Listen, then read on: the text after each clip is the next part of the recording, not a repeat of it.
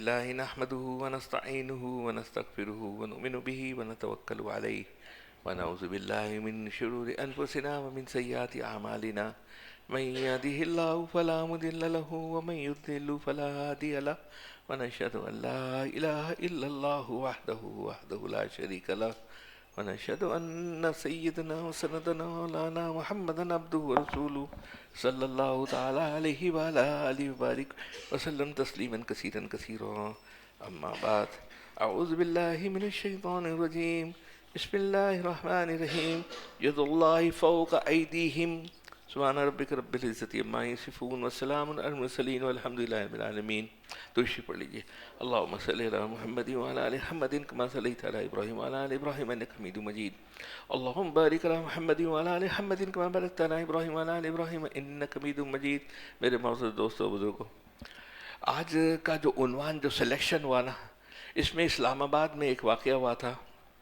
پرویز مشرف کے زمانے میں وہاں آبادی تھی. جس طرح آبادی کو اٹھا کے انہوں نے نکال کے پھینکا، اور جس شخص نے وہاں کا، جیسے یہاں کے ڈی ہے، اسلام آباد میں بھی ایک مرکز ہے، گریڈ 20 21 22 کے جب آفیسر بنتے ہیں تو ان کا دماغ اوپر ہوتا ہے. تو اس کا جو انجام ہوا، جو آبادی کو انہوں نے برباد کی، وہ بڑے لوگوں کے لیے بنگلے بنانے کے لیے، بلڈنگ بنانے کے لیے. تو مجھے یہ ہوا کہ انسان کو جو نقصان پہنچتا ہے نا، خود سے پہنچتا ہے.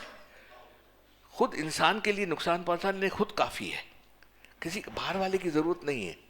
عقل سلب ہو جاتی ہے جب اللہ سبحانہ و تعالیٰ کا فضل نہ ہو نا، فضل نہ ہو تو عقل سلب ہو جاتی ہے.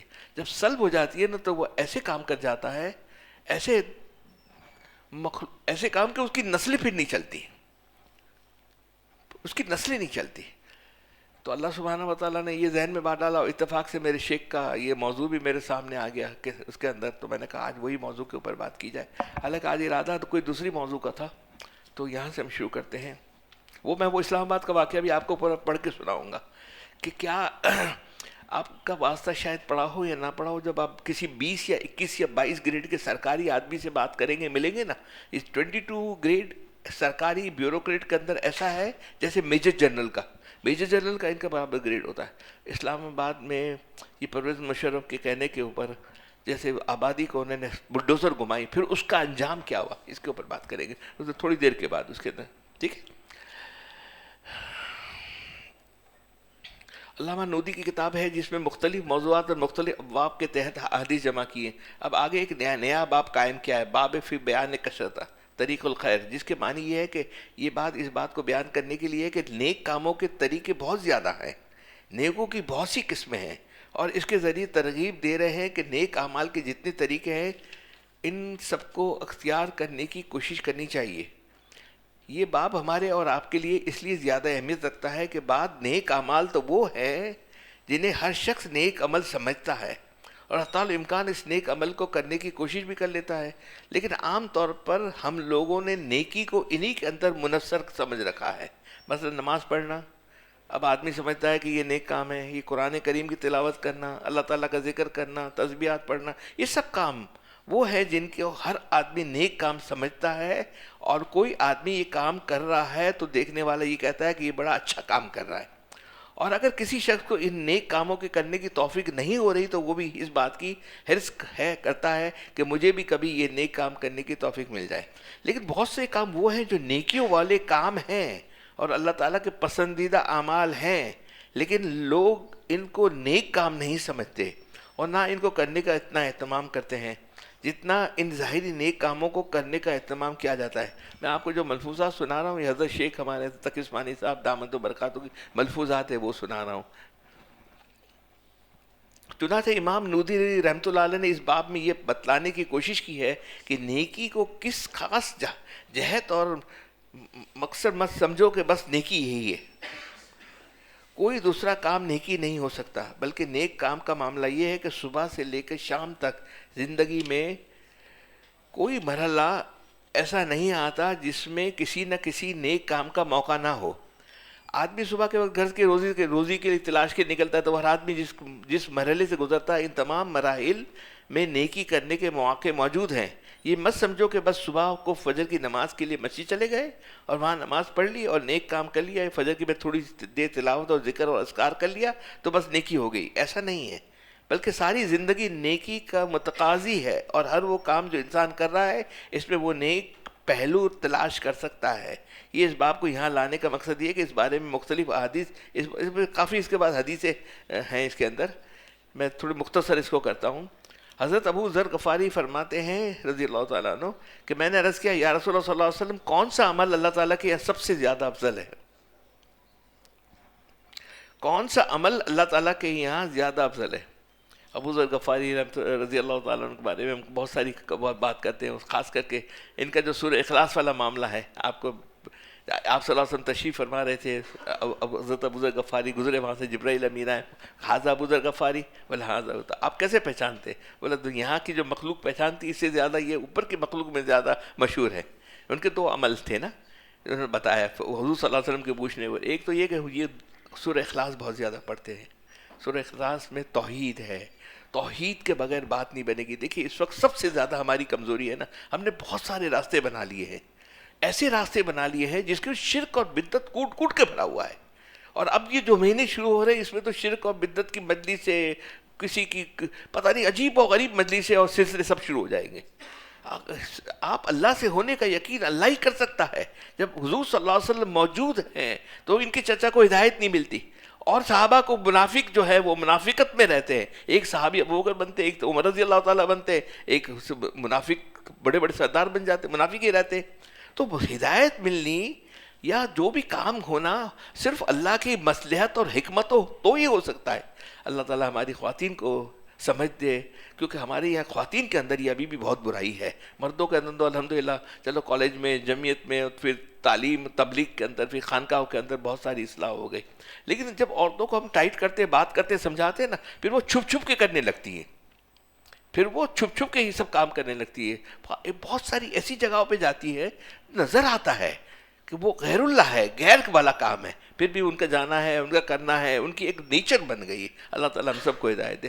دعا اس کی ہی کرنی چاہیے کہ خود کو استغفار کرے، خود استغفار اتنا زیادہ کرے کہ خود اپنے شر سے کسی کو بچانے کے لیے فکر پہلے اپنے آپ کو حفاظت کر لے، اور استغفار سے بہتر کوئی نسخہ نہیں ہے، خوب حج چلتے پھرتے استغفار کرتا رہے۔ تو حضرت ابو ذر غفاری فرماتے ہیں کہ میں نے عرض کیا یا رسول اللہ صلی اللہ علیہ وسلم کون سا عمل اللہ تعالیٰ کے یہاں سب سے زیادہ افضل ہے؟ حضور صلی اللہ علیہ وسلم نے جواب میں ارشاد فرمایا کہ سب سے افضل عمل ہے اللہ تعالیٰ پہ ایمان لانا اور اس کے راستے میں جہاد کرنا۔ یہاں یہ بات عرض کر دوں کہ مختلف صحابہ کرام نے حضور صلی اللہ علیہ وسلم سے مختلف مواقع پر یہ سوال کیا ہے کہ یا رسول اللہ صلی اللہ علیہ وسلم کون سا عمل افضل ہے؟ آپ نے کہیں کوئی جواب دیا ہے، کہیں کوئی جواب دیا ہے، جیسے یہاں آپ نے یہ جواب دیا کہ ایمان باللہ اور جہاد سب سے افضل عمل ہے۔ کسی کو آپ نے جواب دیا کہ والدین کی فرمانبرداری اور ان کے ساتھ حسن سلوک سب سے افضل عمل ہے۔ کسی کو آپ نے یہ جواب دیا کہ سب سے افضل عمل یہ ہے کہ تمہاری زبان اللہ تعالیٰ کے ذکر سے تر رہے، ذکر سے تر رہے۔ اگر خود کا استغفار والا معاملہ رہے نا، غلطیاں تو ہو جائے گی، ہاتھی بھی پھسل جاتا ہے، انسان سے خطائیں تو ہو جائیں گی، لیکن فوراً فرق یہ ہے کہ استغفار اور بغیر استغفار والے میں اس کو احساس ہو جائے گا، اس کو احساس ہو جاتا ہے کہ میں نے زیادتی کی، میں نے اس کو ہرٹ کیا، میں نے مناسب نہیں کیا، اخلاق کے معاملے میں، معاملہ کسی معاملات میں اس کو فوراً اندازہ ہو جائے گا اور وہ اللہ سے توبہ استغفار کرنے لگ جائے گی، وہ لمبا نہیں چلے گا۔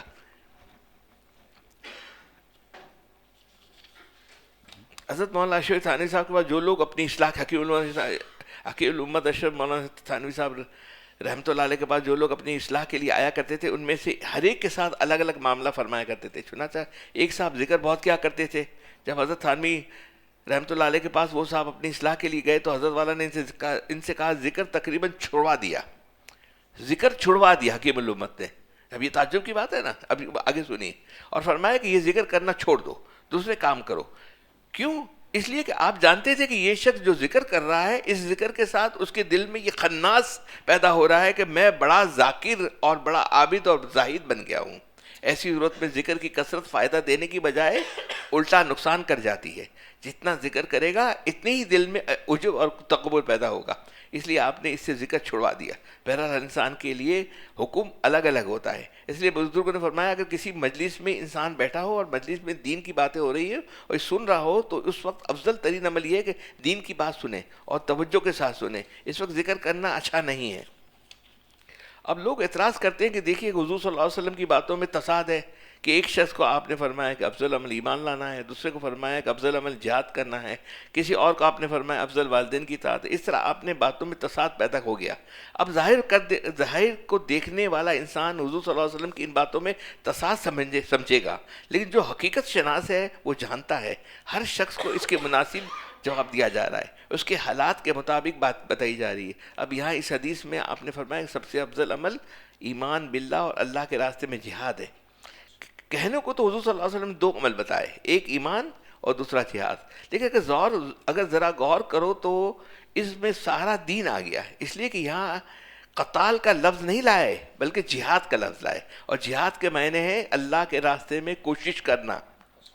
اللہ کے یہ جہاد نہیں تلوار لے کر آپ ڈنڈا لے کر ہیں، آپ کسی کو دعوت دے رہے ہیں، زبردستی کر رہے ہیں، ہرٹ کر رہے ہیں، اپنے آپ کو کسی کو سمجھ لیا ہے کہ میں اس پوزیشن میں ہوں کہ میں دین کو پھیلانے کے لیے نہیں.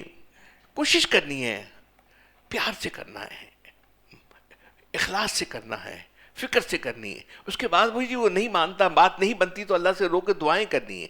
اگر کسی کو ہم ہرٹ کریں گے تو بات نہیں بنتی ہے، ہرٹ کرنے سے دوری پیدا ہوتی ہے. ایون اولاد کو، سگی اولاد کو دیکھ لیجئے نا، سگی اولاد کو بھی آپ ہرٹ کریں، غصے سے بات کیجئے یا حکم چلائیے تو سگی اولاد کو بھی آپ کو نقصان پہنچے گا. اولاد کے پاس نہیں چلتا تو غیر میں کہاں چلے گا، دین کی دعوت میں کہاں چلے گا. بہت پیار سے، یہ نازک معاملہ ہے، بڑا نازک معاملہ ہے. کہنے کو تو حضور صلی اللہ علیہ وسلم نے دو عمل بتائے، ایک ایمان اور دوسرا جہاد، لیکن اگر ذرا غور کرو تو اس میں سارا دین آ گیا. اس لیے کہ یہاں قتال لفظ نہیں لائے بلکہ جہاد کا لفظ، اور جہاد کے معنی ہے اللہ کے راستے میں کوشش کرنا. یہ کوشش ایک طریقے کے ساتھ مخصوص نہیں ہے بلکہ سارے اعمال جن میں اپنی اصلاح کی کوشش، اپنی بیماریوں کا علاج، یہ سب اس جہاد میں داخل ہے، اور باقاعدہ قتال کرنا بھی اس میں داخل ہے. اپنے شر سے دوسروں کو بچاؤ، آج کا موضوع. میں نے عرض کیا کہ یا رسول اللہ صلی اللہ علیہ وسلم بعد اعمال سے عاجز ہو جاؤں. میں نے عرض کیا کہ یا رسول اللہ اگر میں بعد اعمال سے عاجز ہو جاؤں، یعنی اپنی کمزوری کی وجہ سے بعد نیک اعمال نہ کر سکوں، تو اس صورت میں کیا کروں؟ یعنی اعمال خیر تو بہت سارے ہیں، لیکن اگر میں کمزور ہوں، میری ہمت حوصلہ کمزور ہے، اس کمزوری سے نیک اعمال زیادہ نہیں کر پا رہا ہوں، تو پھر کیا کروں؟ جواب میں حضور صلی اللہ علیہ وسلم نے فرمایا اگر تم نیک عمل نہیں کر پا رہے ہو تو بھی تم اپنے آپ کو محروم نہ سمجھو. البتہ ایک کام کر لو، وہ تمہارے لیے جان کا صدقہ ہو جائے گا. وہ کام یہ ہے کہ تم اپنے شر سے دوسروں کو بچاؤ. یہ سب سے مشکل کام ہے. جہاں بھی ہاتھ ڈالیے اکثر آپ کو ملے گا، یا تو وہ شر والا ہوگا، اس کے نقصان ہوگا، یا وہ بیوقوفی کے اندر اس کے معاملات ایسے ہوں گے کہ ہمیں نقصان پہنچ جائے گا. اللہ سے حکمت فضل مانگنا چاہیے، اللہ سے فضل مانگنا چاہیے. اور فضل آتا ہے، دیکھیے فضل کے لیے زیادہ پی ایچ ڈی ڈگریاں، کوالیفیکیشن، عالم ہونا، مفتی ہونا، بڑا کاروباری ہونا کوئی ضرورت نہیں ہے. یہ اللہ کا جس کے اوپر فضل ہوتا ہے اس کے قلب کے اندر، روح کے اندر نور سکینہ آتا ہے، اور وہ اس کے اوپر آتا ہے جو گناہوں سے بچنے کی کوشش کرتا ہے، جہاد کرتا ہے گناہوں سے بچنے کے لیے. گناہ جہاں دیکھیے آپ نے ایک تو عمل کر لیا، نیک عمل کر لیا، ایک تار سے تو بجلی پیدا نہیں ہوتی نا، نیگیٹو پازیٹیو دونوں ہوتے ہیں. جب گناہ سے بچنے کی کوشش کریں گے تو وہ پازیٹیو ہوگا، وہاں روشنی پیدا ہوگی. ہماری روشنی نہیں ہے یہاں پر، ہمارے یہاں پر روح کے اندر، کیونکہ دماغ فیصلہ کرتا ہے. کہاں سے کرتا ہے؟ دماغ کی کوئی چیز نہیں. دماغ کا ایک میکینزم اللہ سبحانہ و تعالیٰ نے سسٹم یہ بنایا 8x8 انچ کے اندر، اور وہ روح کو ایکس رے لیتا ہے. جس کی جیسی روح ہوتی ہے اس کو ویسے فیصلہ دیتا ہے. یہ فراست، 3 آدمی بیٹھے ہوئے ہیں، ایک کی فراست اتنی ہے، ایک کی اس سے آگے کی ہے، ایک کی بہت آگے کی ہے. وہ تینوں کی جو باطنی معاملہ ہے اس میں فرق ہے. جس کا جیسا باطن ہوگا ایسا اس کا دماغ ایکس رے کرے گا اور اس کو فیصلہ دے گا، اس کو ویژن دے گا. جو آپ کو ویژن کی بات کرتے ہیں نا، دور اندیشی کی بات ہوتی ہے کہ ہمیں دور کی بات ہو، سمجھداری والی بات ہو، تو یہ ایسے نہیں آتی. ہم لوگ سوچتے ہیں کہ ایکسپیرینس سے آ جائے گا، کوالیفیکیشن سے آ جائے گا، ہاں اس سے نکھار پیدا ہوتا ہے، لیکن وہ نہیں ہے. دیکھیے ہمارے ایک دوست بیٹھے ہوئے، میں ان سے بات کر رہا تھا. ہمارے ناشتے کے لیے ہم ساتھ گئے تھے. میں نے کہا کہ ہمارا جو بیس بنا تھا وہ قرآن کریم کی، ہم کالج کے اندر تھے، جمعیت کے اندر تھے، تو اس وقت کا جو قرآن کریم کی تفسیر اور جو بیس بنا تھا سب سے زیادہ، ہم جمعیت کے اندر تھے، جمعیت کے اندر بچے کام کرتے تھے، ہر وقت قرآن شریف لے کے بیٹھتے تھے، اور قرآن شریف کا جو بیس بنا، بنیاد بنی، وہ آج تک انہوں نے دیکھا کہ یہ تو قوم آگے بڑھتی جائے گی، قرآن کریم کو انہوں نے پکڑ کے رکھا ہے، تو انہوں نے قرآن کریم سے ہمیں دور کر دیا، حدیث سے دور کر دیا، اور باقی فالتو چیزیں بہت ساری لا کے ہمارے اندر آ گئی. یہ میلاد ہو رہی ہے، گوشت پاک کا فلانا ہو رہا ہے، اس کا مزار کا عرس ہو رہا ہے، اس کا عرس، بھائی کسی سے کچھ نہیں ملنا. میں آپ سے کہا نا، میں ابھی دعوت میں گیا، آپ کے سب جانتے ہیں، بہت اچھے دوست کے اندر، تو مجھے ذرا بڑی اکرام مجھے میرا کیا گیا، بڑا اکرام کر کے لے گا، الحمدللہ، اللہ کا شکر ہے. تو مجھے جب اکرام کر کے اندر لے گئے تو میں ایک بزرگ سے ملایا، کہا کہ آپ کو ملاقات کراتا ہوں. تو میں ان سے ملاقات کرنے گیا تو تعارف کروایا، بولا میں وہاں عبداللہ شاہ غازی کا مجاور ہوں اور میرے پاس چابی ہے، آپ کو میں عزت دے رہا ہوں، آپ جب چاہو میرے پاس آنا، میں مجاور ہوں، میں آپ کو اس کی قبر پہ لے جاؤں گا. اس کی قبر پہ ارے کیا ہے یہ، مجھے کیا قبر والا دے گا؟ قبر والا تو میرا محتاج ہے، میں اس کا محتاج تھوڑا ہوں یار، میں وہاں جا کے کیا کروں گا؟ اب میں نے وہ دیکھا، اچھا اس کے سامنے اور جو بڑی بڑی پرسنالٹیز تھی نا ہمارے شہر کی تھی، وہ ان کو لایا جا رہا تھا، ان کے ساتھ بٹھایا جا رہا تھا، وہ وی آئی پی ٹیبل تھا. میں وہاں سے چھپ کے غائب ہو گیا، میں تاکہ میری ان کے اوپر نظر نہ پڑے، میری ان کی میرے اوپر نظر نہ پڑے، کوئی کسی سے دشمنی بھی نہیں لینی نا ہمیں تو، ٹھیک ہے. تو وہ لوگ اتنا آنر کر رہے ہیں، اتنی عزت دے رہے ہیں کہ یہ غازی کا مجاور ہے، آپ کو وہاں قبر پہ لے جائے گا. ارے بھائی، آپ کو قبر پہ لے جا کر آپ کو کیا کرے گا؟ آپ پڑھ کے الحمد و تین کل بخشو، اس کو بخشو گے تو اس کو پہنچے گا، اس کو پہنچے گا.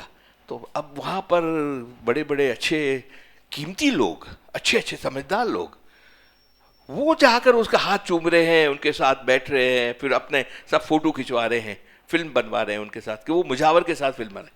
اللہ پاک حفاظت فرمائے، ہماری اولاد کی حفاظت فرمائے. یہ شرک اور بدعت ہے نا، ہمارے جتنے بھی اعمال، دیکھیے ہر چیز کی معافی ہے، شرک کی معافی نہیں ہے. شرک کی معافی جب ہے کہ جب ہم توبہ کریں گے. توبہ کی شرط یہ ہے کہ اس گناہ کو چھوڑ دیں گے. اللہ سے ہونے کا یقین دل میں آئے گا، اور اللہ کا ہونے کا یقین کب دل میں آئے گا؟ جب ہم ماحول میں جائیں گے، اعمال کریں گے. کہتے ہیں نا 1 ٹن اعمال کیجئے تو 1 چھٹانگ ایمان بنتا ہے، اور 1 ٹن ایمان بنے گا تو یقین تھوڑا سا بنے گا، تولوں میں تو یقین بنے گا. ہمارا یقین نہیں، پھس پھسا ہے، کمزور ہے. ہمیں یہ نہیں ہے کہ ہم اللہ سے کروا لیں، ہر چیز اللہ سے کروانی. حضور صلی اللہ علیہ وسلم کا طریقہ کیا تھا؟ فوراً جاتے تھے. اب دیکھیں خالی پردہ ہے نا بیچ میں، حضرت آپ کا رہائش اور مسجد نبوی کے اندر کچھ بھی بات بھی گئے، 2 رکعت صلاۃ الحاجت پڑھی، 2 رکعت صلاۃ الحاجت پڑھی. حاجت کی عادت ڈالیے نا، اللہ سے مانگنے کی ڈالیے نا، مانگیے، روئیے.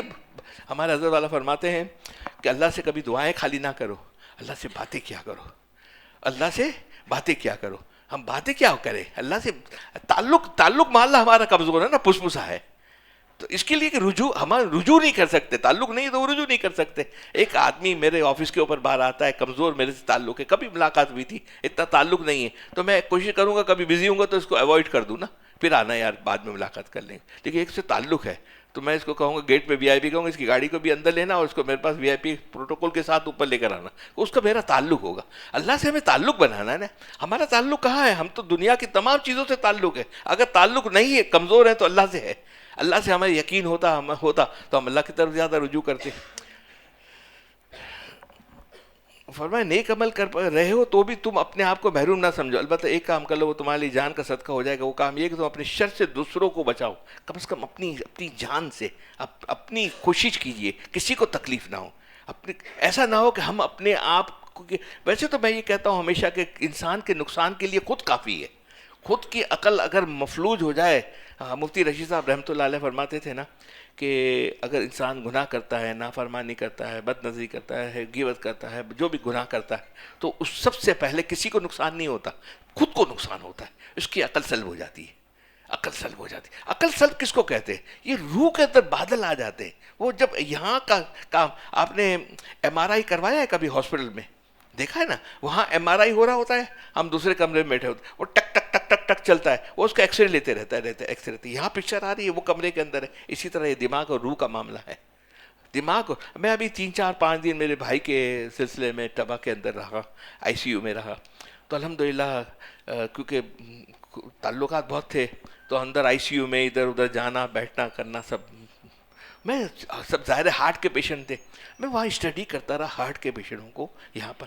یہ کیا ہے؟ ایک خالی روح اندر ہے، یہ روح اندر ہے. مجھے پورے ماحول کے اندر الحمدللہ سب سے زیادہ ظفر بھائی ماشاءاللہ مجھے امین بھائی لگے. اٹھتے تھے، بات کرتے تھے، تو لوگوں کو کچھ سمجھاتے تھے، کسی کے ساتھ کچھ کرتے تھے. وہ خود بھی پیشنٹ ہے، لیکن کیوں کہ یہ روح سے انسان ہوتا ہے. انسان جسمانی طاقت سے نہیں چلتا، روحانی طاقت سے چلتا ہے. جسمانی طاقت تو ہونی چاہیے، ٹھیک ہے، مناسب ہے، لیکن اصل روحانی طاقت ہے. اور روحانی طاقت کب ہوگی؟ جب اللہ کی مخلوق سے ہم محبت کریں گے، اللہ کی ہر مخلوق سے محبت کریں گے. ہم یہودی سے اور ہندو سے بھی محبت کریں گے، ان کے کفر سے نفرت کریں گے، ان کی کفر جو ہے شرک ہے اس سے نفرت کریں گے، لیکن بندے سے نفرت نہیں کریں گے. اور دعا کریں گے ہمیں تو مل گیا ایمان، ہمارے خاندان اور ماں باپ اور اس کی وجہ سے مل گیا، ان کو تو نہیں ملا، اس دوسرے ماحول کے اندر ہے. ان کے لیے دعا کی. یہ بیچارے جس حالات میں ہیں، جس طریقے سے ہیں، یہ قابل ہمدردی ہے، اور ان کے لیے دعائیں کرنی ہے ہمیں. بس اس بات کا اہتمام کر لو کہ میری ذات سے کسی کو تکلیف نہ پہنچے، نہ کسی عمل سے، نہ کسی بات سے، نہ کسی ادا سے دوسرا آدمی کو تکلیف نہ پہنچے. تو یہ بھی اس کی جان کا صدقہ ہے. جانور کی 3 قسم حضرت فرماتے ہیں، اس کے ذریعے معاشرت کا ایک اصول بتا دیا کہ ہر مسلمان کا فرض ہے کہ وہ اس بات کا اہتمام کرے کہ میری ذات سے، میری کسی عمل سے، میری کسی ادا سے کسی دوسرے کو کوئی ادنا تکلیف نہ پہنچے. اب میں میرے بھائی کو لے کر اندر میں آپریشن تھیٹر میں ہوں، کل کی بات ہے، پرسوں کی بات ہے، ٹھیک ہے، امین بھائی کو. تو ان کا اینجیوگرافی ہو رہی تھی. اندر 3 ڈاکٹر تھے. اب 3 ڈاکٹر کے اندر جو میرا ڈاکٹر تھا وہ الحمدللہ بشیر حنیف تھا، اسے میں نے کروایا. کلین شیو تھا، پینٹ شرٹ ایک دم ٹائٹ کپڑے پہنے ہوئے تھے، ٹھیک ہے. اور وہ کرتے نہیں ہیں، بہت ریئر کرتے ہیں، لیکن کیونکہ ہمارے پورا گروپ اور تعلق سب تھے تو انہوں نے کہا ہاں میں کروں گا. اب جو وہاں ایک اور ڈاکٹر تھا، اس کے یہاں نشان بھی تھا، فل بادشاہ داڑھی بھی تھی، اور پجامہ شلوار تھا، ٹکنے بھی کھلے تھے. وہ ڈاکٹر تھا، نام نہیں لیتا میں. اس نے کسی کی اس سے پہلے، امین بھائی سے پہلے کسی کی اینجیوگرافی اور کرنی تھی. اب وہ اینجیوگرافی کا طریقہ یہ ہے کہ اندر میں جو اس کے اینجیوگرافی کرتے ہیں، اسٹنٹ ڈالتے ہیں، جو بھی کرتے ہیں یہاں سے، اس کے بعد باہر آتے ہیں، ان کے جو کنسرن لوگ ہوتے ہیں ان کو بتایا جاتا ہے کہ ان کے ساتھ یہ ہے، ان کی 1 رگ بند ہے، 2 رگ بند ہے، 1 اسٹنٹ لگا ہے، 2 اسٹنٹ لگا ہے، باہر آتے ہیں. اچھا میں الحمدللہ تعلقات کی وجہ سے میں اندر تھا، اندر نہیں جانے دیتے. وہ جو آدمی جو دیندار تھا، بادشاہ تھا، ٹکنا کھلا ہوا تھا، سب تھا، اس نے جب اس کا جو پیشنٹ تھا اس سے انہوں نے اینجیوگرافی کر کے باہر آیا تو اس نے بھی اپنی فیملی ممبرس کو بلایا.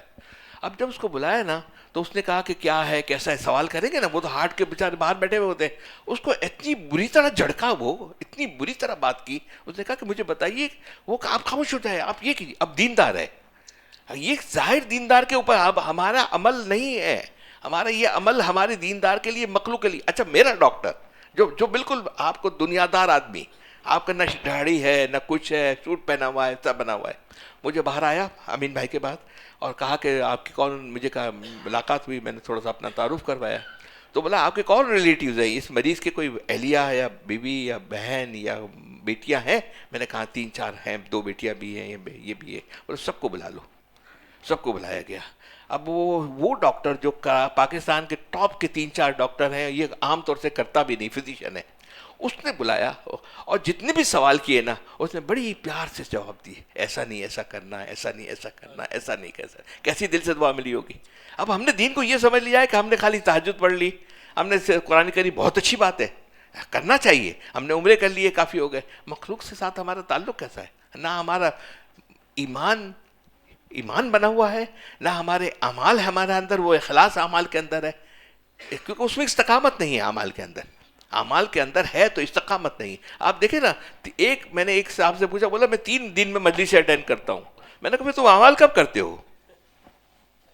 3 مجلسیں میں اٹینڈ کرتا ہوں روز کی. جب ہماری اتوار کی مجلس ہوتی ہے تو اتوار کی بات ہے، روز کی بات نہیں. اس نے کہا اتوار کے دن میں 3 مجلس اٹینڈ کرتا ہوں. تو میں نے کہا تم 3 مجلس اٹینڈ کرتے ہو تو تمہارے پاس اتنا ٹائم اتنا مل جاتا ہے، تم اعمال کب کرو گے اس کے اندر؟ تمہارے تو وقت ہی نہیں ہے تمہارے پاس کام کرنے کے لیے. پھر یہ کان کے مزے ہیں، یہ کان کے مزے ہم سن لیتے ہیں، اچھی اچھی تقریر سن لیتے ہیں، یوٹیوب پہ سن لیتے ہیں، عمل ہماری زندگی کے اندر نہیں. پھر 5 چیزیں ہمارے حضرت والا فرماتے ہیں نا، 5 چیز ہو کامل تب مسلمان بنتا ہے، ایمان بنتا ہے. ایک ہمارا توحید ہو، اللہ سے ہونے کا یقین. پھر ہمارے اعمال زندگی کے اندر ہو. اعمال کے اندر آپ دیکھ لیجئے، آپ اب اپنے ایک جماعت جو گئی تھی، آپ کو پہلے آپ نے اس کا واقعہ بھی سنا ہوگا، جیروسلم گئی تھی، تو وہاں بارڈر کے اوپر اسرائیلی افواج نے اس کو پکڑ لیا، اور پکڑنے کے بعد چھوڑ دیا جارڈن کے اندر، جارڈن کی جو بارڈر ملتی ہے نا وہاں پر. تو ان کو پوچھا کہ تم بتاؤ کہ تمہارے پاس جمعے کے دن جتنے لوگ آتے ہیں، اتنی فجر کی نماز میں لوگ آتے ہیں؟ بولا اتنی آدمی تو فجر میں نہیں آتے، جمعے میں آتے ہیں. تو وہ جو کرنل تھا یہودی والا، وہ اس کو دوسرے کو کہتا ہے کہ ان سے مسلمانوں سے ہمیں کوئی فکر نہیں ہے. اب شب جمعے میں بھی ہمارے یہاں پبلک نہیں آتی نماز کے لیے. آپ شب جمعے میں دیکھ لیجئے مسجد کے اندر آپ کو خالی ملے گا، بہت کچھ 2-3 آدمی کا، 4 آدمی کا اضافہ ہو جائے، کچھ بھی نہیں. تو نہ پہلے تو توحید، پھر اعمال، اعمال کے بعد اخلاق، پھر معاملات، پھر معاشرت. معاشرت میں دیکھ لیجئے گھر گھر کے اندر اختلاف ہے، گھر گھر کے اندر جھگڑا ہے، گھر گھر کے اندر کوئی قربانی دینے کے تیار نہیں، کوئی نہ کوئی کہیں نہ کہیں کسی کی سوئی پھنسی ہوئی ہے. یہ آدمیت کا تقاضا. حیاء العلوم میں امام غزالی فرماتے ہیں کہ جانوروں کی 3 قسمیں ہیں. جانوروں کی ایک قسم وہ ہے جو لوگوں کو فائدہ پہنچاتے ہیں، نقصان بالکل نہیں پہنچاتے.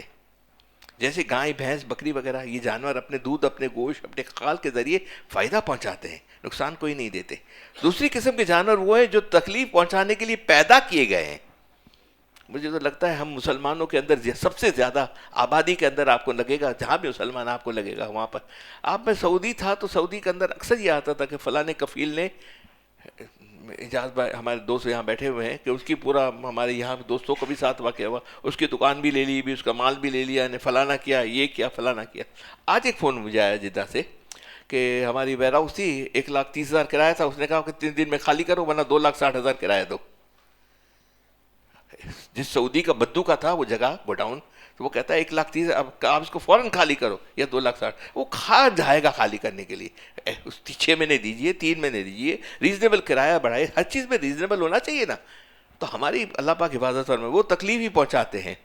دوسری قسم کے جانور وہ ہیں جو تکلیف پہنچانے کے لیے پیدا کیے گئے، وہ تکلیف ہی پہنچاتے ہیں، فائدہ کچھ نہیں دیتے. جیسے سانپ، بچھو، یہ تکلیف ہی دیتے ہیں، ان سے فائدہ کچھ نہیں. اور ایک قسم جانور کی وہ ہے جو کچھ فائدہ بھی پہنچاتے ہیں اور تکلیف بھی پہنچاتے ہیں. اس کے بعد امام غزالی فرماتے ہیں کہ تم اشرف المخلوقات ہو، کم از کم تم گائے بھینس کے درجے میں تو ہونا چاہیے تمہیں، کہ تمہاری ذات سے دوسروں کو فائدہ پہنچے، نقصان نہ پہنچے. اور اگر تم دوسروں کو تکلیف پہنچاؤ گے پھر تو سانپ اور بچھو بن جاؤ گے جو دوسروں کو تکلیف پہنچاتے ہیں. پھر تو تم میں اور سانپ اور بچھو میں کوئی فرق نہیں رہے گا. اس لیے حضور صلی اللہ علیہ وسلم نے فرمایا تم اپنے شر سے لوگوں کو بچاؤ. حضور صلی اللہ علیہ وسلم نے فرمایا کہ اپنے شر سے لوگوں کو بچاؤ. حکیم علامہ ثانوی رحمۃ اللہ خانقاہ میں اس بات کی تعلیم اور تربیت سب سے زیادہ ہوتی تھی کہ حضرات فرمایا کرتے تھے کہ صوفی بننا یا درویش بننا ہو تو کہیں اور چلے جاؤ. یہ امپورٹنٹ بات ہے. اللہ تعالیٰ ہمیں حکیم علامہ ثانوی رحمۃ اللہ فرماتے خانقاہ میں اس بات کی تعلیم اور تربیت سے زیادہ ہوتی ہے کہ حضرت فرمایا کرتے تھے صوفی بننا ہو یا درویش بننا ہو تو کہیں اور چلے جاؤ، آدمی بننا ہو تو یہاں آ جاؤ. ہمارا حضرت والا فرماتا تھا حکیم اختر صاحب رحمۃ اللہ علیہ، جب ان کے پاس کوئی آتا تھا نا، سنار کافی تعلق تھا، تو بڑی سنار کی اوپننگ کوئی ہوتی تو کوئی بات ہوتی تو حضرت کے پاس آتے. حضرت کو آپ میں دعا کر دیجیے، میری آپ آ کر وہاں اوپننگ کر دیجیے یا میرے وہاں آئیے. تو بولا میرے سے تو تمہیں نقصان ہی ہوگا، فائدہ نہیں ہوگا. نقصان کروانا ہے تو میرے کو لے جائیے. تو میں کہتا، میں تو کہوں گا تم دکان میں اتنے مصروف ہو جاؤ، کام میں لگ جاؤ کہ دنیا داری میں لگ جاؤ کہ تمہارا میرا تعلق بھی ختم ہو جائے گا، تم آنا جانا بھی چھوڑ دو گے. بھائی ایسا نہ کرنا، دکان کے جانا، میں یہاں دعا کر دیتا ہوں. کوئی آدمی مجھے کہا تھا اچھا سمجھدار آدمی رکھنا، وہ کام کرے گا. تمہارا تعلق، اصل پریورٹی تمہاری دین ہو، اور دین کے اندر ویلفیئر ہو، اور ویلفیئر کے اندر دوسروں کو فائدہ پہنچانا ہو. چاہے آپ دین کی تعلیم دیں، دنیا کی کوئی بھی تعلیم، کوئی بھی، لیکن نیت یہ ہو کہ اللہ میرا راضی ہو جائے، میں اللہ کی مخلوق ہے، میں اس کو کیسے فائدہ پہنچا دوں.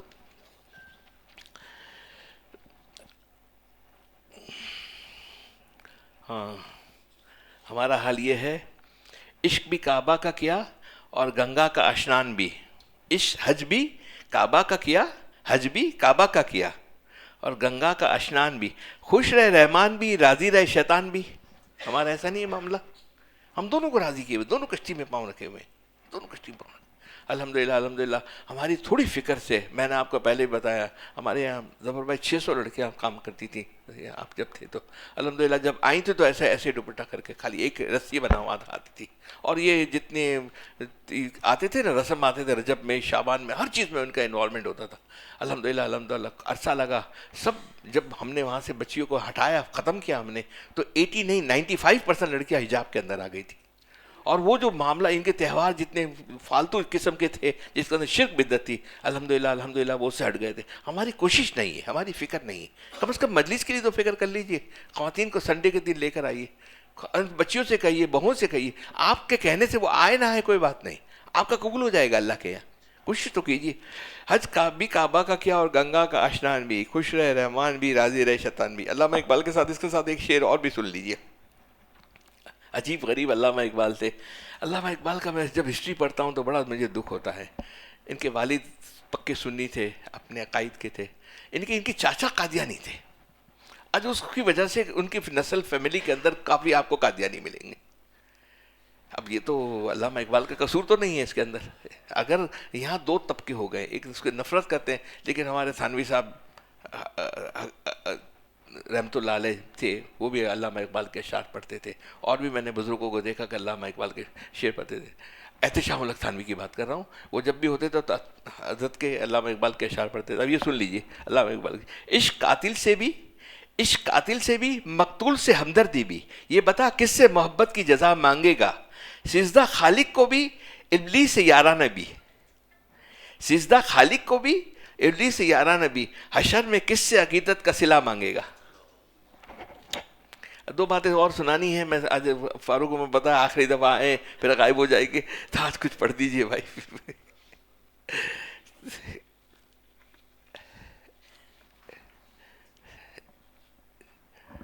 حالانکہ آج تو ذہن میرا یہ تھا، اب اس سے یہ پڑھوانا تھا ہے نا، جگہ جی لگانے کی دنیا نہیں ہے، عبرت کی جا ہے تماشا نہیں ہے. لیکن آج یہ رینی سیزن والے ہیں. رینی سیزن سمجھتے ہیں وہ بارش کبھی کبھی ہوتی ہے نا، یہ بارش کبھی کبھی والی ہے. بسم اللہ.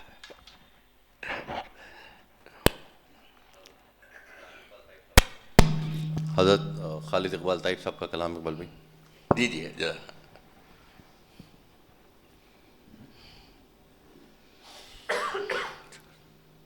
دور ہے وہ مگر پاس ہے،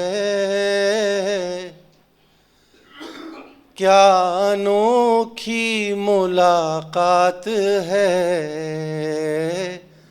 کیا انوکھی ملاقات ہے. دور ہے وہ مگر پاس ہے، دور ہے وہ مگر پاس ہے، کیا انوکھی ملاقات ہے، کیا انوکھی ملاقات ہے. چھپ نہ پائے حجابوں میں جو، چھپ نہ پائے حجابوں میں جو، ایسے جلووں کی کیا بات ہے، ایسے جلووں کی کیا بات ہے، کیا انوکھی ملاقات ہے. روشن آنکھوں میں ہے قمقمے، روشن آنکھوں میں ہے قمقمے، دل میں خوشیوں کی بارات ہے، دل میں خوشیوں کی بارات ہے، کیا انوکھی ملاقات ہے. اور حاصل غزل شیر اقبال بھائی. ماشاءاللہ.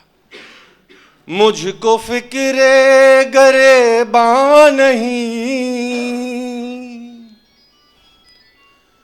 مجھ کو فکر گریباں نہیں، ان کا دامن میرے ہاتھ ہے، ان کا دامن میرے ہاتھ ہے، مجھ کو فکر گریباں نہیں، ان کا دامن میرے ہاتھ ہے، ان کا دامن میرے ہاتھ ہے۔ اور مقطع کا شعر کہ جس کو تائب تو کہتا ہے غم، جس کو تائب تو کہتا ہے غم، ان کے رستے کی سوغات ہے، ان کے رستے کی سوغات ہے، کیا انوکھی ملاقات ہے، ان کا دامن میرے ہاتھ ہے۔ اتوار والا دوبارہ پڑھو، جو آپ نے پڑھا تھا نا وہ دوبارہ پڑھ جی لیجیے۔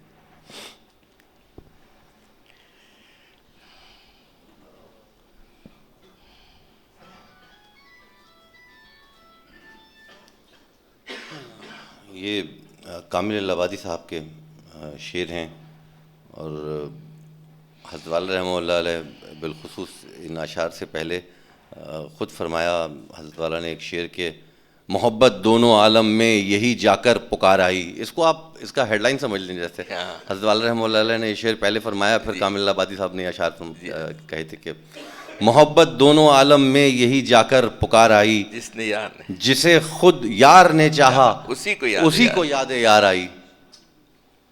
واہ واہ واہ، دوبارہ پڑھیے اس کو۔ محبت دونوں عالم میں یہی جا کر پکار آئی، جسے خود یار نے چاہا اسی کو یاد یار آئی۔ میں یاد کر رہا ہوں، وہ یاد کر رہے ہیں، دونوں طرف سے جاری یادوں کا سلسلہ ہے۔ میں یاد کر رہا ہوں، وہ یاد کر رہے ہیں۔ ماشاءاللہ۔ میں خانے میں کش آتے نہیں، میں خانے میں لائے جاتے ہیں، از خود نہیں بنتے دیوانے، دیوانے بنائے جاتے ہیں۔ حضرت فرمایا کرتے تھے میں آیا نہیں ہوں، بلایا گیا ہوں، محبت دے کے تڑپایا گیا ہوں، نہیں سمجھا تھا میں راز محبت، میں سمجھا نہیں ہوں، سمجھایا گیا ہوں۔ میں خانے میں کش آتے نہیں، میں خانے میں لائے جاتے ہیں، از خود نہیں بنتے دیوانے، دیوانے بنائے جاتے ہیں۔ وہ باندھ لے پہلے سر سے کفن، پھر رکھے رہے الفت میں قدم، وہ باندھ لے پہلے سر سے کفن، پھر رکھے رہے الفت میں قدم، ہو جاتے ہیں چھلنی قلب و جگر، ہو جاتے ہیں چھلنی قلب و جگر، وہ تیر چلائے جاتے ہیں، ہو جاتے ہیں چھلنی قلب و جگر، وہ تیر چلائے جاتے ہیں۔ عشاق کے پہلے ہوش یہاں، اے دوست اڑائے جاتے ہیں۔ عشاق کے پہلے ہوش یہاں، اے دوست اڑائے جاتے ہیں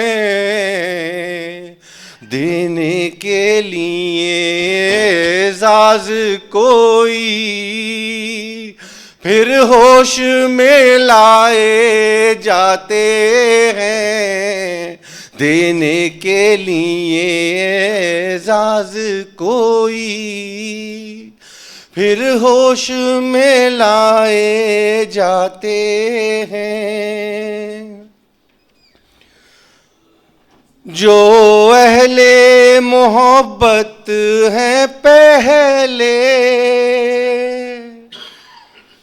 مٹی میں ملائے جاتے ہیں، جو اہل محبت ہیں پہلے مٹی میں ملائے جاتے ہیں، بالائے سماں ایک روز وہ پھر، یعنی کہ آسمانوں سے بھی بلند، بالائے سماں ایک روز وہ پھر پستی سے اٹھائے جاتے ہیں، بالائے سماں ایک روز وہ پھر پستی سے اٹھائے جاتے ہیں۔ جو آ گئے جام الفت میں، دام الفت معذرت، جو آ گئے دام الفت میں، محبت کے جال میں نا، بے شک تم اگر یوں ہی آتے جاتے رہو گے محبت کا پھل اپنے پاتے رہو گے، محبت کا پھل جب وہ پانے لگے ہمیں چھوڑ کر کیوں وہ جانے لگے۔ جو آ گئے دام الفت میں ایک حال میں وہ پھر رہ نہ سکے، ایک روز ہنسائے جاتے ہیں، ایک روز رلائے جاتے ہیں، ایک روز ہنسائے جاتے ہیں، ایک روز رلائے جاتے ہیں۔ اور دوری میں حضوری کی لذت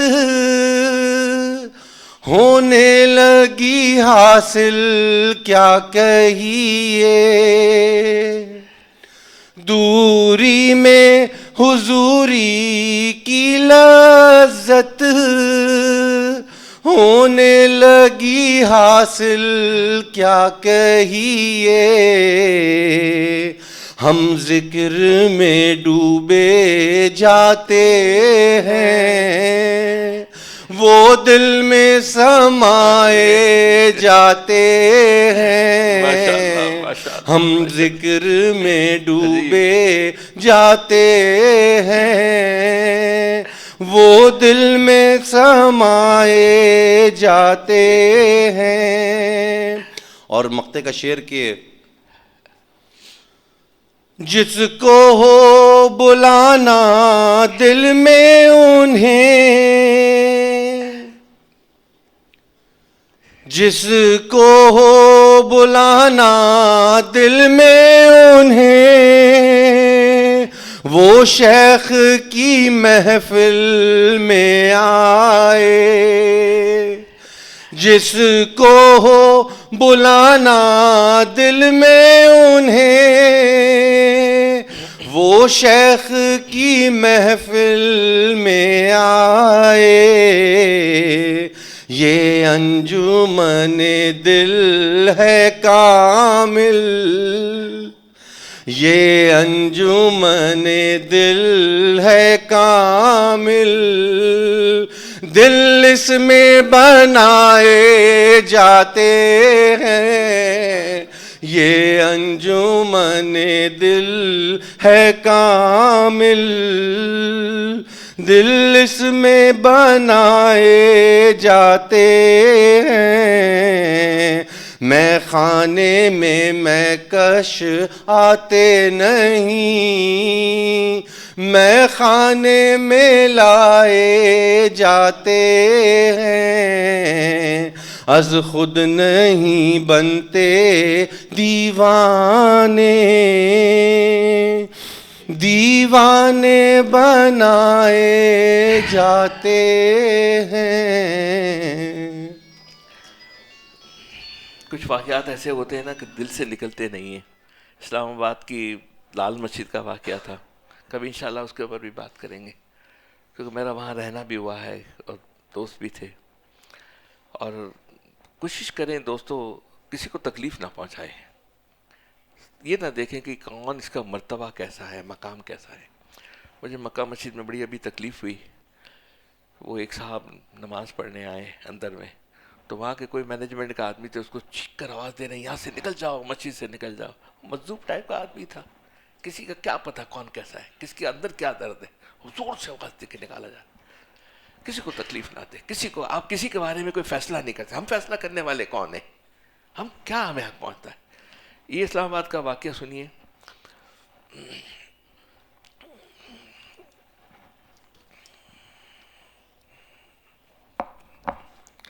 اگر آپ اسلام آباد میں رہتے ہیں تو راول ٹاؤن چوک کو اچھی طرح جانتے ہوں گے۔ یہ چوک کل روڈ پر سرینا ہوٹل سے فیض آباد کی طرف جاتے ہوئے آتا ہے۔ چوک میں ایک پیٹرول پمپ اور ایک پرانی مسجد ہے۔ میں 1993 میں اسلام آباد آیا تو مسجد کے ساتھ ایک چھوٹا سا گاؤں ہوتا تھا۔ گاؤں کی زمینیں ایکوائر ہو چکی تھی، امیر لوگ زمینوں کی قیمتیں وصول کر کے بڑے بڑے سیکٹر اور فارم ہاؤس میں شفٹ ہو چکے تھے، لیکن وہ غربا پیچھے رہ گئے تھے جن کی زمینوں کے پیسے عمرہ کھا گئے، یا پھر وہ جو گاؤں کی کمین تھے اور ان کے نام پر کوئی زمین نہیں تھی۔ حکومت نے انہیں کوئی معاوضہ نہیں دیا، دنیا میں ان کا کوئی ٹھکانہ نہیں تھا، لہٰذا وہ اپنے ٹوٹے پھوٹے گھروں میں مقیم تھے۔ سی ڈی اے کیا ہوتا ہے؟ جیسے ہمارے کے ڈی اے نا، تو اسلام آباد کی ایک مینجمنٹ ہے وہاں کی۔ سی ڈی اے اور ضلعی انتظامیہ نے ان کو بے شمار نوٹس دیے، مگر مکینوں نے کہنا تھا کہ ہم کہاں جائیں، آپ ہمیں بتا دیں ہم وہاں چلے جائیں۔ حکومت ظاہر ہے کہ ایک ٹھنڈی ٹھار مشین ہوتی ہے، اس کا دل ہوتا ہے نہ اس کے جذبات، لہٰذا حکومت جواب میں ایک اور نوٹس بھجوا دیتی تھی۔ نوٹس بازی اس عمل کے دوران بے نظیر بھٹو اور میاں نواز شریف کی حکومتیں آتی اور جاتی نہیں۔ ضلعی انتظامیہ نے جب بھی سویلین گورنمنٹ سے آپریشن کی اجازت مانگی، حکومت نے اجازت نہ دی۔ انتظامیہ ایک بار مشینری لے کر وہاں پہنچ گئی۔ چودھری شجاعت حسین اس وقت وزیر داخلہ تھے، ان کو اطلاع ملی تو وہ فوراً وہاں پہنچے اور ذاتی طور پر آپریشن کو رکوا دیا۔ لیکن پھر 1919 آ گیا اور جنرل پرویز مشرف حکمران بن گئے۔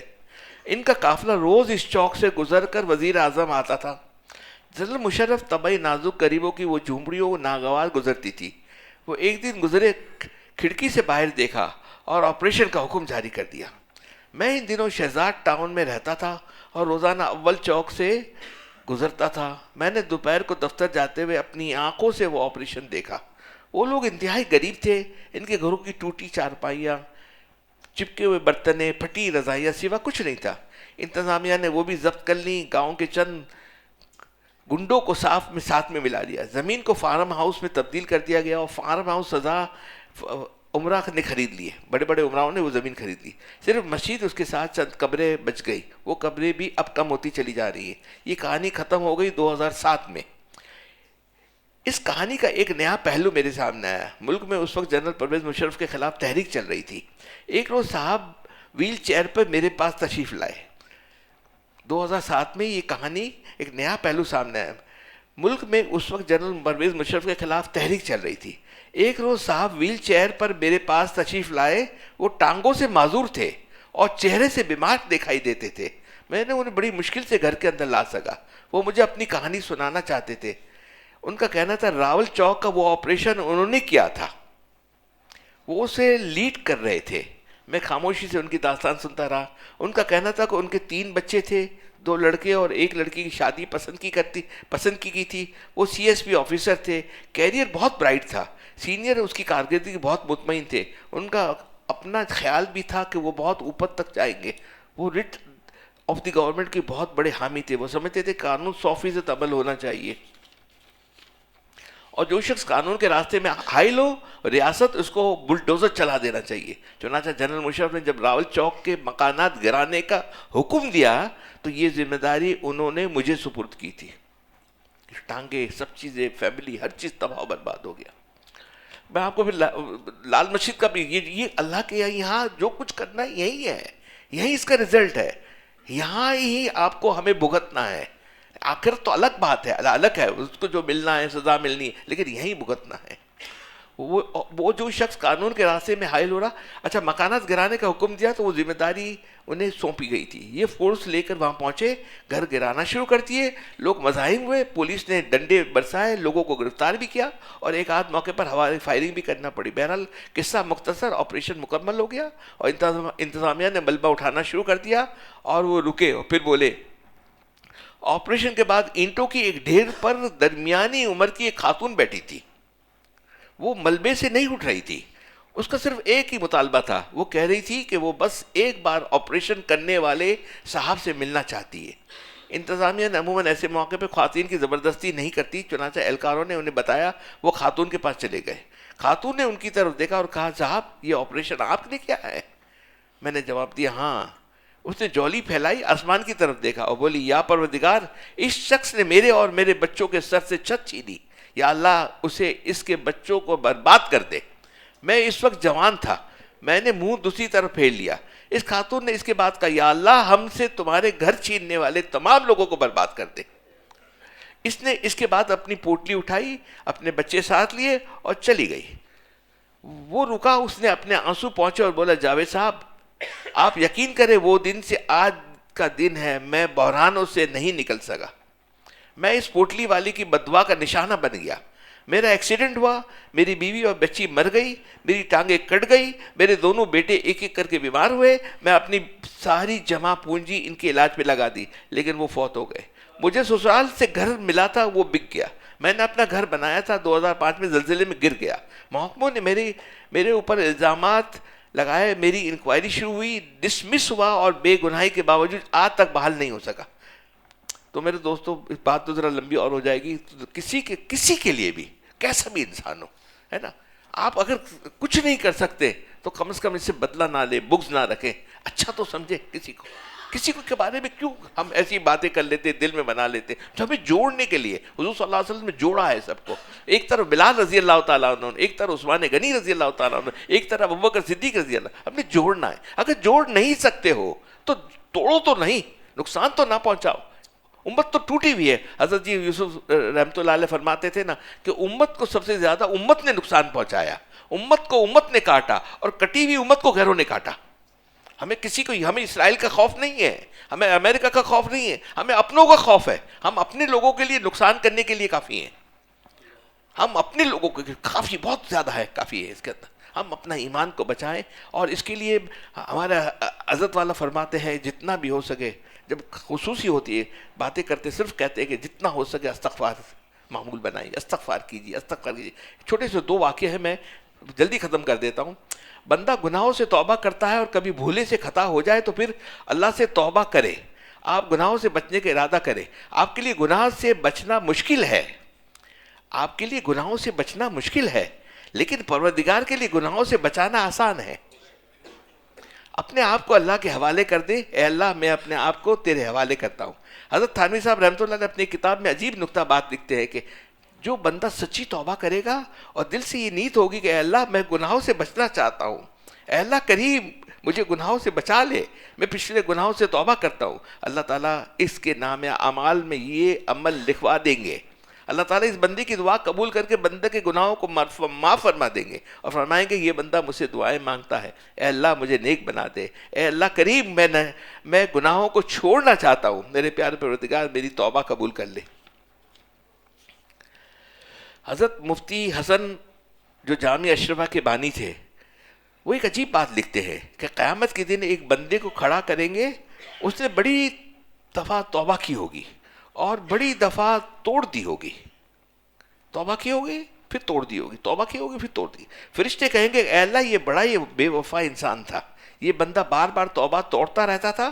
اور فرشتے کہیں گے اے اللہ یہ بندہ مرتے دم تک توبہ توڑتا رہا تھا. اللہ تعالیٰ فرمائیں گے یہ میرا وہ بندہ ہے جس کو شیطان بار بار گراتا رہا اور یہ بار بار اٹھ کر کھڑا ہوتا رہا. شیطان گرانے سے باز نہ آیا اور یہ کھڑے ہونے سے باز نہ آیا. یہ میرا بندہ ہے، ساری زندگی توبہ کرتا رہا. آج میں اس بندے کو استقامت والوں میں شامل فرماؤں گا. توبہ اس طرح کرنی چاہیے، اے اللہ آج کے بعد میں تیرے حکموں کی نافرمانی نہیں کروں گا. اللہ تعالیٰ بہت رحیم بہت کریم ہے. جب بندہ اللہ تعالیٰ کی در پر جھکتا ہے تو اللہ تعالیٰ اس کو بندے کو معاف فرما دیتے ہیں. کوئی بندہ کتنا ہی گنہگار کیوں نہ ہو، لیکن اللہ کے حضور اپنے گناہوں کی معافی مانگ لے، اللہ تعالیٰ بالآخر اس بندے کے گناہوں کو معاف فرما دیتے ہیں اور اپنی رحمت اظہار فرما دیتے ہیں. لہٰذا ایک واقعہ بیان کر کے میں ختم کرتا ہوں. یہ حسن بصری کا ہے. بڑا زبردست بات ہے اس کے اندر، بہت بالکل یہاں کی آنکھوں سے سنیے گا، کان سے سنیے گا، اس کو توجہ سے سنیے گا. حضرت حسن بصری کا زمانہ ہے اور ان کے درس میں عورتیں بھی آتی ہیں، پردے میں بیٹھ کر درس سنتی ہیں، مرد سامنے بیٹھ کر سنتے ہیں. ان عورتوں میں ایک جوان العمر عورت بھی تھی، بیوہ ہو گئی. اس کا ایک بیٹا تھا. اس بیٹے کو جب باپ کا سایہ نہ ملا تو بچہ بگڑ گیا. مال پیسہ خوب تھا، اس کی چال و چلن اچھی نہ رہے، برے لڑکوں کی اس کی دوستی ہو گئی. جب وہ جوان ہوا تو جلتی کے پر تیل کا کام ہو گیا، لہٰذا وہ برے کاموں میں لگ گیا. جوانی والے کاموں میں دن رات لگا رہتا، فرصت نہیں ہوتی تھی. کبھی اس کا مہمان، کبھی اس کا مہمان. اس کی راتیں جاگتے ہوئے گناہ کرتے ہوئے گزرتی، اس کے دن غفلت میں گزرے. ماں سمجھاتی مگر بیٹا ایک کان سے سن کر دوسرے کان سے نکال دیتا. وہ کبھی کبھی اس کو اپنے شیخ حضرت حسن بصری رحمۃ اللہ علیہ کے پاس لاتی اور کہتی حضرت آپ سمجھائیے. حضرت سمجھاتے، نصیحت کرتے، قرآن پڑھاتے، حدیث پڑھاتے، مگر بچے پہ اثر نہ ہوتا. بچہ چکنے گھڑی کی مانند تھا. بار بار ماں سمجھاتی، بار بار حضرت نے سمجھایا. سال گزر گیا مگر بچے پہ کوئی اثر قبول نہ کیا. کبھی جھوٹ بول جاتا، کبھی دھوکہ دے جاتا، کبھی کہتا ٹھیک ہو جاؤں گا، کبھی ٹھیک ہونے کی بات کرتا. حضرت حسن بصری کے دل میں یہ بات آئی کہ شاید یہ شکی اور بدبخت انسان ہے، اس پر نہ قرآن کا اثر ہوتا ہے نہ کسی بات کا اثر ہوتا ہے، اس کو سمجھانا وقت ضائع کرنا ہے. چنانچہ ماں کبھی لے آتی تو حضرت اس کو تھوڑا بہت سمجھا کر فارغ کر دیتے. کئی مرتبہ کتراتے ماننے والی شکل نہیں ہوتی، وہ خواہ میرا وقت ضائع ہو رہا ہے. مگر ماں تو ماں ہوتی ہے نا، ماں کی مامتا مجبور کرتی. پھر کبھی گھر آتا، ماں سمجھاتی کہ بیٹا نیک بن جا، بیٹا اچھی راہ کو اختیار کر لے، مگر بیٹا توجہ نہ کرتا اور ماں کو غم زدہ چھوڑ کر جاتا. ماں نیک اتنی اور بیٹا ایسا. وقت گزرتا رہا. اللہ کی شان کہ ایک وقت آیا کہ بچہ بیمار ہو گیا. اس کی بیماری ذرا طویل ہو گئی، کمزور ہو گیا، نقاہت آ گئی، جسم کے اندر کمزور آ گئی. اب چارپائی کے اوپر لیٹا ہوا ہے، اٹھ کر بیٹھ بھی نہیں سکتا. ماں اس کی تیمارداری کر رہی ہے. ماں ایک دفعہ بیٹھی ہوئی تھی اور پیار میں نصیحت کر رہی تھی. بیٹا تو نے جوانی تباہ کر لی، بیٹا اب زندگی کو تباہ نہ کر، سچی توبہ کر لے، اللہ کا بندہ بن جا، اپنی آخرت کو تباہ نہ کر، تیری دنیا تباہ ہو گئی ہے. بیٹا میں ماں ہوں، بیٹا میں ماں ہوں، تجھے سمجھا رہی ہوں. بیٹا تو میری بات کی لاج رکھ لے، میں تیری خیر خواہی کر رہی ہوں. جب ماں نے پیار سے سمجھایا تو بچے کے دل میں اثر ہوا اور کہنے لگا کہ اچھا میں توبہ کرنا چاہتا ہوں، مگر مجھے نہیں پتا کہ میں کیسے توبہ کروں. امی آپ مجھے حسن بصری رحمۃ اللہ کے پاس لے جائیں. وہ کہنے لگی بیٹا تو چل نہیں سکتا، میں عورت ذات ہوں، تجھے اٹھا کر نہیں لے جا سکتی، تو میں کیسے تجھے لے کے جاؤں. البتہ میں جاتی ہوں، حضرت سے جا کر کہتی ہوں وہ آ کر تجھے توبہ کروا دیں. بیٹے نے کہا اچھا ان سے یہ بھی کہہ دینا کہ مجھے توبہ کروا دیں اور اگر میری موت آ جائے تو میرا جنازہ بھی وہی پڑھا دیں. ماں نے کہا بہت اچھا. چنانچہ ماں چلی حضرت حسن بصری کے پاس، خوشی خوشی جا رہی تھی. وہ بیٹا بیمار تھا مگر ماں کے دل میں خوشی تھی، چلو صبح کا بھولا ہوا شام گھر آ گیا. بھولا نہیں کہتے، موت سے پہلے توبہ کر رہا ہے. حضرت کی خدمت میں پہنچی. حضرت میرا بیٹا توبہ کے لیے تیار ہے، آپ تشریف لائیں. بلکہ اس میرے بیٹے نے تو توبہ یہ بھی کہا ہے کہ اگر مجھے موت آ جائے تو آپ اس کا جنازہ پڑھائیں گے. حضرت اس وقت قیلولہ کرنا چاہتے تھے، تھک گئے تھے. حضرت نے سوچا یہ خواہ میرا وقت ضائع کرے گا، میں پھر بعد میں درس دینا ہے، مجھے بعد میں درس دینا ہے. حضرت نے کہا کہ میں نہیں آؤں گا تمہارے ساتھ. حضرت اس نے کہا کہ میری جنازہ بھی حضرت حسن بصری پڑھائیں گے. حضرت نے کہا جاؤ اس سے کہہ دو کہ تم نے مجھے اتنا دکھ دیا ہے کہ میری بات پہ توجہ نہیں کی، میں تمہارا جنازہ بھی پڑھنے کے لیے تیار نہیں ہوں، پڑھانے کے لیے تیار نہیں ہوں. جا اپنا کام کر. ماں تھی وہاں سے واپس آ گئی اپنے بیٹے کے پاس. بیٹا ماں کی راہ کو دیکھ رہا تھا. انتظار کر رہا تھا. جب ماں گھر میں داخل ہوئی تو اس نے پوچھا حضرت حسن بصری رحمۃ اللہ نہیں ہے؟ ماں نے کہا بیٹا تو نے اسے اتنی نالائکیاں کی ہیں, تو ان کی صحبت میں جانا چاہتا تھا تو ان کی بات نہیں سنتا تھا, وہ بھی تجھ سے خفا ہیں, وہ تیری طرف آنا نہیں چاہتے, وہ کہتے ہیں کہ میں اس کے لیے اپنا وقت ضائع نہیں کرنا چاہتا. اس نے کہا امی میں نے تو کہا تھا نا کہ میرا جنازہ بھی وہی پڑھائے. ماں نے کہا بیٹا وہ تیرا جنازہ پڑھنے کے لیے بھی آمادہ نہیں ہے. جب اس لڑکے نے سنا وقت کا ولی میرا جنازہ پڑھنے سے انکار کر رہا ہے, اب اس کے دل میں چوٹ لگی. میں تو اتنے گنہگار ہوں, میرا جنازہ بھی پڑھنے کے لیے نیک بندے تیار نہیں ہیں. اب اس کی آنکھوں سے آنسو آ گئے, رونا شروع کر دیا اور اپنی ماں سے کہنے لگا امی میرا آخری وقت قریب ہے, میں آپ سے وصیت کرتا ہوں, میری وصیت کو پورا کر دینا. ماں نے پوچھا بیٹا تیری وصیت کیا ہے؟ امی اگر میں مر جاؤں تو اپنا دوپٹہ اتار کر میرے گلے میں ڈال دینا اور میری لاش کو صحن کے اندر گھسیٹتے ہوئے لے جانا, تاکہ دنیا والوں کو پتہ چل جائے جو ماں باپ کا نافرمان ہوتا ہے, جو پروردگار کا نافرمان ہوتا ہے, مردار کی طرح اس کی لاش کو زمین گھسیٹا جاتا ہے. اس حالت میں اس کی زندگی کا چراغ بجھ گیا. اتنے میں دروازے پہ دستک ہوتی ہے. ماں پوچھتی ہے کون ہے؟ جواب ملتا ہے حسن بصری ہو, میں تمہارے بیٹے کا جنازہ پڑھنے آیا ہوں. ماں کہتی ہے اس وقت تو آپ نے انکار کر دیا تھا. تو انہوں نے کہا جواب دیا جب میں کیرولر کے لیے لیٹا میری آنکھ لگ گئی, مجھے اللہ تعالیٰ نے دیدار ہوا. اللہ تعالیٰ نے فرمایا اے حسن بصری آپ میرے ولی کا جنازہ کیوں نہیں پڑھاتے؟ میں تو اس کا جنازہ پڑھانے کے لیے آیا ہوں. سچ ہے جو بندہ سچی توبہ کر لیتا ہے اللہ تعالیٰ اس کو اپنا ولی بنا لیتا ہے. دوستو بہت قلیل وقت ہے, کتنا زیادہ ہمارے پاس وقت ہے, 2 5 10 سال 20 سال 15 سال, تھوڑا سا ٹائم ہے. اللہ سے توبہ کر لیں, اچھے انسان ہمارے خانقاہ کے اندر ہم فضائل تو ضرور پیش کرتے ہیں, فضائل تو اپنی جگہ ہے, لیکن اچھا انسان ہونا چاہیے, بہت اچھا, جوڑنا ہے, کسی کو تکلیف نہیں دینی, کسی کو ہمیں کیا, کوئی اگر گالی بھی دے دے گا تو گالی لگ توڑی جاتی ہے کسی کو. اچھا کرنا ہے, اچھا فضل کرنا. اچھا کچھ بھی نہیں کر سکتے ہو, کچھ بھی نہیں کر سکتے ہو, میری استطاعت نہیں ہے, حیثیت نہیں ہے, عمر نہیں ہے, فلانا نہیں ہے, تو اللہ سے رو کے امت کے لیے اپنے لیے مانگ تو سکتے ہو. 3 دعا امت کے لیے مانگ لیا کرو. حضرت فرماتے ہیں ایک تو اتباع سنت صلی اللہ علیہ وسلم کہ اللہ سب کو توفیق عطا فرما دے, کہیے آمین. اے اللہ اتباع سنت صلی اللہ علیہ وسلم پہ زندہ رکھیے, آمین. اے اللہ اتباع سنت صلی اللہ علیہ وسلم پہ موت عطا فرما دیجیے. اللہ کے سے رو کے امت کے لیے یہ تو مانگ لیجیے, اتنا تو حکم ادا کر دے امت کے لیے. ایمان والا بنایا, مسلمان بنایا, مسلمان گھر جاؤ, انڈیا تو جاؤ, پتہ چلے گا. پاکستان میں ایئرپورٹ سے اترو گے نا تو سیڑھی سے اترتے ہوئے زمین کے اوپر ناک اور پیشانی رکھ کے رگڑو گے اور شکر ادا کرو گے کہ کتنے خوش نصیب آدمی ہو. انڈیا میں مسلمانوں کے حال دیکھیے تو پتہ چلے گا. روتے تھے وہاں. میں ان کے ساتھ گھومتا تھا جوناگڑھ کے اندر, جیت پور کے اندر, بامبے کے اندر, ہزاروں قطار روتے تھے کہ ہم دین سے بھی گئے, دنیا سے بھی گئے. میری بیٹی نے ہندو سے شادی کر لی, بیٹے نے بلانی ہندو لڑکی کے لیے گھر کے اندر لے کر آ گئے. ہمارے یہاں دین بھی نہیں, دیوالی بھی مناتے ہیں, فلاں بھی کرتے ہیں. الحمدللہ شکرانے کے طور پہ کوشش کیجیے توحید گھر کے اندر آ جائے, ایمان آ جائے, غیر اللہ کو نکالیے, اللہ سے ہونے کا یقین بنائیے, اللہ سے جوڑیے. جوڑنا ہے اللہ سے, جتنا جوڑنا ہے, مانگنا ہے, مانگتے رہنا ہے. مجھے اب تھوڑا سا نہیں ٹائم, دعا کروا دیجیے. ذکر تو ہوا ہی نہیں آج, چلے ٹھیک ہے, دعا کرا دیجیے. الحمد لله رب العالمين جزا الله عنا محمد ما هو صلى الله عليه وسلم.